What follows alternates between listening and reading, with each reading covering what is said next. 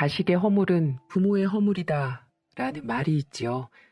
자식이라는 게 모두 부모 마음대로 되는 건 아니지만 자식들이 건강하고 착하게 살기를 바라는 마음은 비슷할 겁니다. 저도 아이들에게 큰 바람을 갖지 않았어요. 크게 성공하진 못해도 정직하게 자기 밥벌이 하면서 행복하게 살기를 바랬죠. 그런 부모의 마음을 몰라주는 자식이 야속하고 속상하기도 하지만 결국 그것도 자식을 제대로 키우지 못한 부모의 잘못일지도 모릅니다. 안녕하세요. 전 시장에서 생선 가게를 하고 있는 60대 평범한 아줌마인데요. 오늘 전 제 자식에 대한 이야기를 여러분들에게 풀어놓으려고 합니다.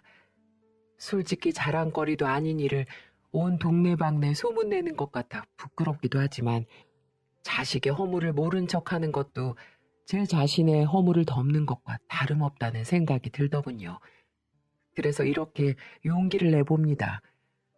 지금부터 오랫동안 가슴 깊숙이 묻어두었던 속 얘기를 들려드릴 테니까 부디 끝까지 잘 들어주세요. 전 27에 결혼을 했어요. 당시에는 좀 늦은 나이에 결혼했다는 얘기를 많이 들었거든요. 하지만 지금 돌아보면 참 꽃다운 나이였는데 왜 덜컥 결혼을 결심했는지 조금은 후회도 됩니다. 그 정도로 남편은 자상하고 좋은 사람이었어요. 전기 기능사였던 남편은 나름 월급도 많이 받는 성실한 남편이었습니다. 사람 좋고 술, 담배 안 하고 직장도 괜찮고 결혼 상대자로 이만한 남자도 없겠다 싶었죠. 무엇보다 수줍게 고백하는 이 남자의 순수함에 반했다고 할까요? 사실 이 남자가 제게 마음이 있다는 건 진즉부터 눈치를 챘지만 그렇다고 여자가 그렇게 쉽게 넘어갈 수 있나요? 몇 번을 튕기면서 새침하게 굴었죠. 당시 남편이 저랑 데이트 한번 하려고 얼마나 조바심을 내던지 그때 생각을 하면 지금도 웃음이 터져 나옵니다. 그 사람의 지극정성 같던 구애 끝에 우린 진지하게 만나며 사랑을 키웠고 결국 한평생을 같이 하기로 결정을 했습니다. 결혼을 하고 아이를 낳고서도 남편은 한결같았어요. 가정을 소중히 여길 줄 알고 가장으로서 책임감도 강했죠. 그 사람은 자상한 남편이자 훌륭한 아빠였습니다. 제가 남자 하나는 정말 잘 골랐다는 생각이 들 만큼이 나요. 시장에서 생선 가게를 하며 자식들을 키운 시부모님도 제게 참 잘해주셨어요. 귀한 사람을 며느리로 들였다고 하시며 저를 무척 예뻐하셨죠. 온화하신 시부모님을 보니까 남편의 따뜻함이 어디에서 왔는지 알겠더라고요. 시어머니께선 생선머리를 툭툭 잘라내듯 당신의 험난한 인생을 무심히 말씀해 주셨습니다. 아무것도 없는 빈털털인데 애들 가르치고 먹이는 일이 보통 힘이 들어야지. 시장에서 생선 몇 마리를 팔아보려고 해도 억센 시장 사람들 텃세가 얼마나 드센지. 그래도 어쩌겠니. 이악 물고 악착같이 살았지. 생선을 팔고 집에 돌아가는 길에 야트막한 언덕이 있는데 그 언덕을 오르면서 얼마나 울었는지 모르겠다. 그래도 시간이 지나니까 이만큼 사라지더구나. 그 어려운 삶을 버티면서도 시어머니는 자식들에게 정직하고 착하게 살라고 가르치셨대요. 제 남편이 올곧고 성실한 사람이 된 것도 모두 시어머니의 영향 때문이었겠죠. 시어머니의 그런 말을 들으면서 저도 자식을 그렇게 키워야겠다고 다짐했습니다. 서로 형편이 비슷했던 우리 두 사람은 큰 욕심 부리지 않고 작게 신혼살림을 차렸습니다. 하지만 성실한 남편 덕분에 결혼 3년 만에 작은 아파트도 마련할 수 있었어요. 낡고 오래된 아파트였고 적지 않은 은행빚도 써야 했지만 계약서에 도장을 찍던 순간이 얼마나 좋았던지요. 세상을 다 얻은 듯한 기쁜 날이었지만 동시에 세상을 다 잃은 듯한 슬픈 날이기도 합니다. 집 계약을 한 날 가깝게 살던 시부모님을 모시고 저녁을 하기로 약속을 했습니다. 그런데 아무리 기다려도 남편이 집으로 돌아오지 않는 겁니다. 그렇게 한참을 기다리고 있는데 집으로 전화 한 통이 걸려왔어요. 불길한 예감을 애써 떨치고 수화기를 들었지만 전 남편이 사고를 당했다는 날벼락 같은 소식을 들어야만 했습니다. 그날 마지막 작업을 하던 남편이 전봇대 고압선을 잘못 건드려 감전이 됐고 급하게 병원으로 옮겨졌다는 것이었습니다. 남편의 사고는 제 생각보다 훨씬 심각했었죠. 병원으로 달려간 제게 의사는 급히 수술을 해야 할 정도로 위중하고 잘못하면 목숨을 잃을지도 모른다고 말했어요.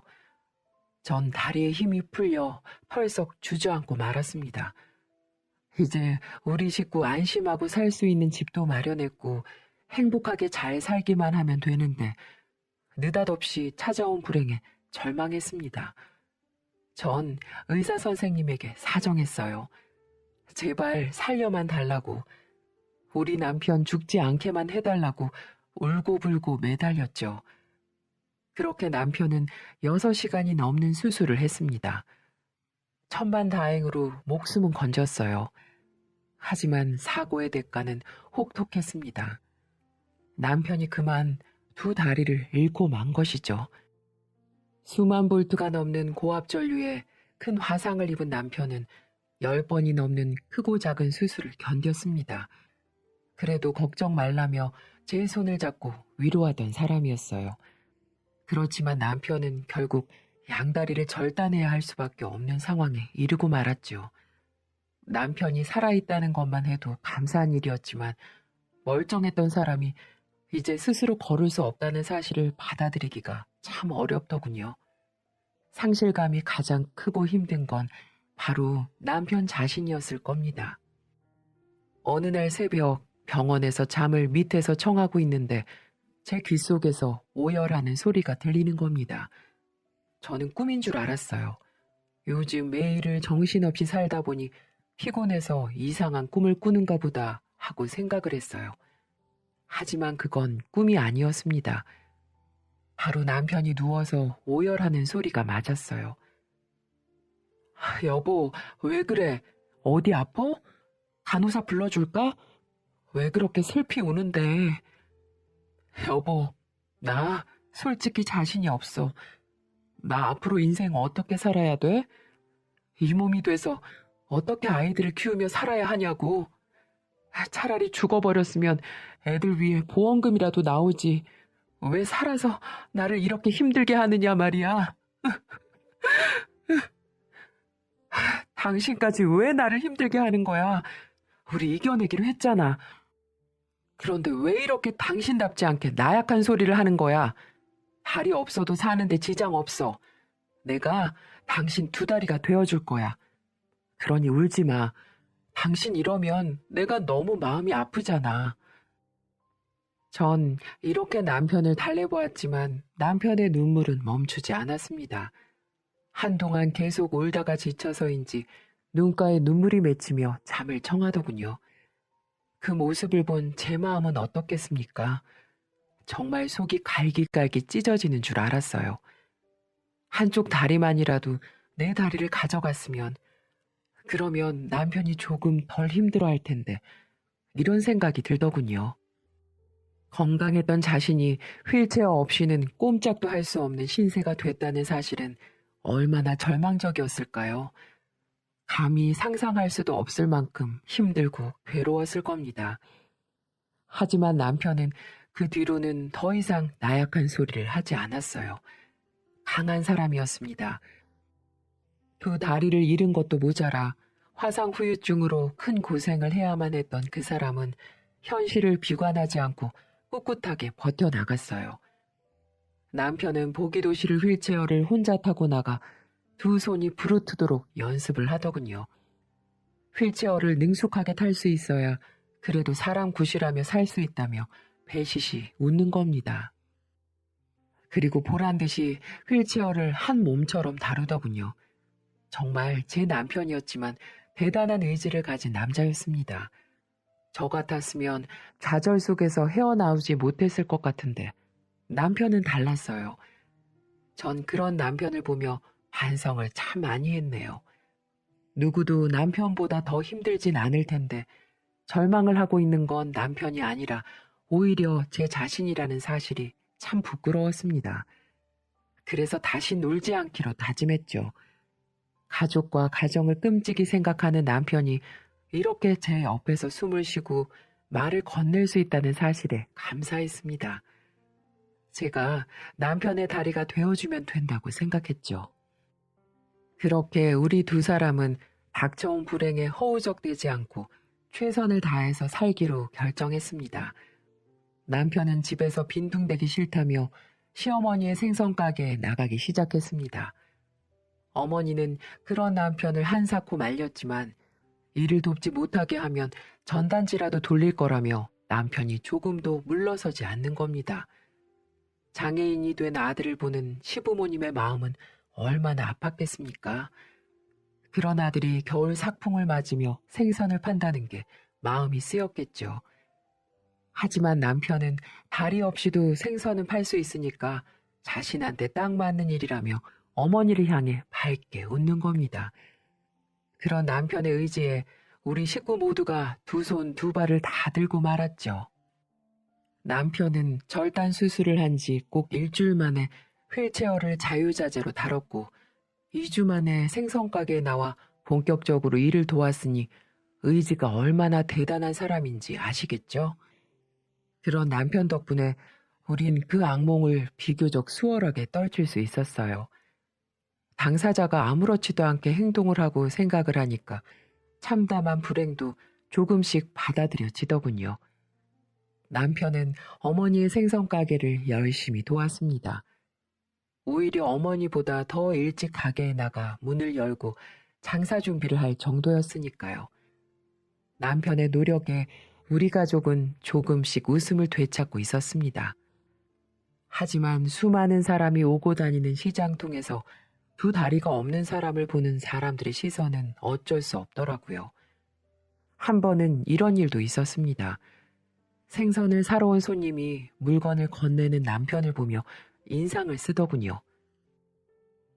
아유, 먹는 거 파는 가게 웬 장애인이야? 됐어요. 다음에 올게요.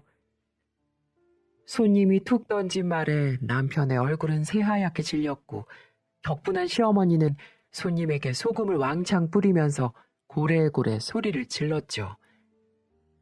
이 미친 여편네가 남의 집 귀한 자식한테 막말을 짓거리고 지랄이야. 뚫린 입이라고 아무 말이나 막 쏟아대는 거야? 다시는 우리 가게 얼씬거리지도 마. 이 지랄 맞은 여편네야. 저도 시어머니가 그렇게 화를 내시는 모습은 처음 봤어요. 남편이 그런 어머니를 말려야 할 정도였죠. 그래도 남편은 좌절하지 않았어요. 오히려 손님들에게 더 살갑게 대하며 자신의 장애를 극복했습니다. 어느 순간 남편 없이는 생선 가게가 제대로 돌아가지 않을 정도로 남편은 제 몫을 다했습니다. 하지만 남편의 그런 노력에도 불구하고 우리 가족을 기다리는 사건은 또 있었습니다. 늘 우리 부부를 살갑게 대하던 시어머니는 말기 위암으로 고생만 하시다가 세상을 떠나고 마셨어요. 아들이 사고를 당해 매일을 눈물로 보내신 어머님, 그렇게 어머님은 하늘나라로 가셨습니다. 어머님은 아들의 손과 발이 되어주셨고 제 인생을 살아가는 걸 도와주기 위해 독하고 악착같이 남편을 대하셨습니다. 때로는 욕을 하기도 하고 때로는 무심하게 행동하기도 하고 그랬던 이유는 이 세상에서 건강한 몸뚱아리로도 살아가기 힘든데 장애인이라는 타이틀이 붙으면 더 살아가기 힘들 거라면서 말이죠. 아직 우리나라는 차별이라는 굴레를 벗어나지 못했기 때문에 이 사회에서 살아남으려면 건강한 사람보다 2배, 3배는 더 열심히 살아야 한다며 가르치셨던 분이셨죠. 하지만 하늘은 이런 착하고 현명한 어머니를 너무 일찍 데려가셨어요. 그리고 1년 뒤 아버님마저도 심장마비로 돌아가셨고요. 아버님도 어머님 돌아가시고 아들마저 저렇게 있으니 많이 속상해 하셨어요. 저를 보면 말씀도 안 하시고 울기만 하셨습니다. 그렇게 부모님을 허망하게 보낸 남편은 크게 상심했어요. 자신의 두 다리를 잃을 때보다 훨씬 더 아파하고 힘들어했죠. 전 그때부터 직장을 그만두고 남편과 함께 시어머니의 생선가게를 운영하기로 결정했습니다. 우리 두 부부는 정말 열심히 가게를 운영했어요. 시어머니가 평생 털을 닦아온 가게에 누가 되지 않도록 진짜 최선을 다했습니다. 남편은 좋은 물건을 꼼꼼히 골라 가져오는 일을 게을리하지 않았고요. 틈만 나면 식당이나 공장 한밭집을 찾아다니며 거래처를 텄습니다. 손님에게 친절한 건 기본이었고 단골 손님에겐 덤을 아낌없이 주면서 진심으로 장사를 했죠. 그 노력이 빛을 발했던 걸까요? 생선 가게는 계속 번창했고 매출도 크게 늘었습니다. 우리 큰딸과 작은아들 부족함 없이 키우고 대학도 보낼 수 있을 정도로 장사가 잘 됐습니다. 이건 모두 불편한 몸으로 최선을 다해 살았던 남편 덕분이지요. 좌절 앞에서 무릎 꿇지 않고 꿋꿋하게 자신의 책임을 다한 남편의 의지 때문입니다. 그렇게 우리 부부는 서로를 의지하며 절망 앞에서도 굴하지 않고 당당했습니다. 큰딸은 여러분들 다 아시는 라면으로 유명한 번듯한 대기업에 취직을 했고요. 공무원이 된 작은아들은 주민센터에서 근무를 하고 있습니다. 이제는 아이들도 다 키웠고 아무 걱정 없이 행복할 것만 같았습니다. 이 정도면 어려운 환경 속에서도 아이들 잘 키운 거 아닌가요? 그렇지만 자식이 원수라고 했던가요? 우리 부부를 충격에 빠뜨리는 일이 생기고 말았어요. 회사를 잘 다니고 있던 큰딸이 결혼을 하겠다고 선언을 하더군요. 같은 회사에 다니던 팀장이라는데 아마 인연을 만난 모양입니다. 엄마, 그 사람 정말 좋은 남자야. 아마 엄마도 만나보면 참 좋아할 거야. 그렇지 않아도 오빠네 부모님께서 식사 자리를 마련해 주셨거든.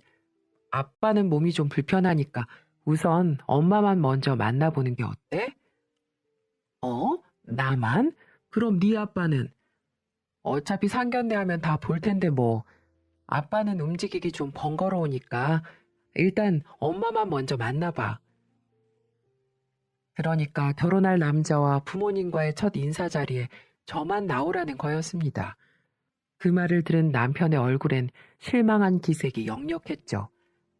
하지만 남편은 애써 웃음을 지어 보이며 말하더군요. 그래 여보, 난 가게도 봐야 하고 이것저것 할 일도 많으니까 여보가 다정이랑 먼저 다녀와. 우리 귀한 다정이를 어떤 놈이 채가려는지도 꼼꼼히 보고. 남편 없이 그런 자리에 나간다는 게 좀 맞득지 않았지만 우선 제가 먼저 딸과 함께 다녀오기로 했습니다. 예비 사돈댁은 굉장히 깐깐한 인상이었어요. 3대 독자 아들 때문에 괜찮은 집안에 혼쳐도 모두 거절했다면서 유세 아닌 유세를 떨더라고요. 하지만 그 말이 좀 의아스러웠죠. 저희는 내세울 것 없는 초라한 생선 가게를 하는 집안인데 왜 단칼에 거절하지 않고 굳이 이런 자리를 만든 건지 이해가 가지 않았습니다. 그런데 예비 사부인이 제게 이런 말을 하는 겁니다. 약사 일을 하신다고 들었습니다. 바깥 어른께서는 큰 사업체를 운영하신다고요? 네? 뜻밖의 말에 제가 어리둥절해하자 딸아이가 얼른 끼어들더라고요. 네, 어머니. 예전에는 따로 약국을 운영하셨는데요. 지금은 힘에 부치셔서 종합병원에 딸린 약국에 다니세요.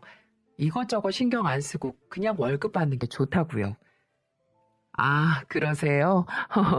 그것도 나쁘진 않지요.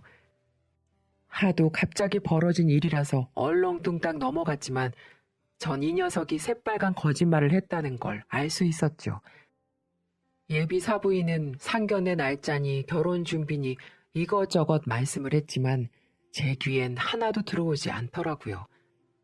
가슴이 콩닥콩닥 뛰며 얼굴이 붉어져서 혼났습니다. 전 다급하게 그 자리를 나서며 딸애에게 따져 물었어요. 다정아, 너 대체 무슨 소리를 하고 다닌 거야? 약사? 큰 사업체? 왜 그런 거짓말을 한 거니? 그럼 어떻게 엄마, 오빠네 부모님 자존심이 얼마나 센데 제가 가난한 생성가게 딸이고 아버지가 걷지 못하는 장애인이라는 걸 알면 저 그 사람이랑 절대 결혼할 수 없을 텐데 어떻게 하냐고. 금방 들킬 거짓말을 왜 해? 그런 거짓말까지 해야 하는 결혼을 왜 하려고 들어? 어차피 상견례 하면 아버지 장애인이라는 거 알게 되실 텐데 대체 어쩌려고 이런 일을 벌인 거니? 엄마, 나한테 다 생각이 있어. 어차피 우리만 조용히 하면 우리가 생선가게를 한다는 사실은 오빠네 식구들은 절대 모를 거야. 상견례 때는 제가 아빠 역할 대신할 사람 구할게. 요샌 돈만 주면 다 구할 수 있어. 뭐라고? 딸애가 간절한 표정으로 제 손을 붙잡고 애원을 하는데 정말 기가 막히더군요. 애 아빠가 어떻게 살아왔는지, 가정을 지키고 애들을 키우기 위해 어떤 희생을 했는지 안다면 이럴 순 없습니다. 그런데도 딸은 자기가 좋아하는 남자한테 시집을 가겠다고 다리가 없는 아빠 대신 대역을 구하겠다고 사정을 하는 겁니다. 정말 가슴이 무너지는 것 같더군요. 화가 머리 끝까지 나서 뺨이라도 후려치고 싶은 생각이 들었습니다. 하지만 다 자식을 잘못 키운 제 탓이죠. 저는 속에서 천불이 났지만 간신히 진정시키며 딸애한테 말했습니다. 너 정신이 나갔니? 멀쩡히 살아있는 아빠를 버려두고 다른 사람을 상견례 자리에 앉힌다고? 그게 말이 된다고 생각해? 그럼 엄마는 저런 시부모님한테 휠체어 탄 아빠를 보여주면 뭐라고 생각할 것 같아? 우리 집안 꼬락서니가 뭐냐고 하지 않겠어? 그럼 오빠네 집에서 날 허락하겠냐고. 부모가 장애인인 게 뭐 어때서? 다리 못 쓰는 사람이 죄인이야? 너 결혼하겠다고 아빠를 없는 사람 만들자는 거야? 뭐야? 엄마, 잠깐이잖아. 어? 상견례랑 결혼식만 참석하지 않으면 되는 거잖아. 그럼 아빠는 딸이 결혼하겠다는데 그것도 못 참아줘? 어? 그 정도는 할 수 있는 거잖아. 나중엔 어떻게 하려고 해? 아빠 죽었다고 할 거야? 집 나갔다고 하면 되잖아.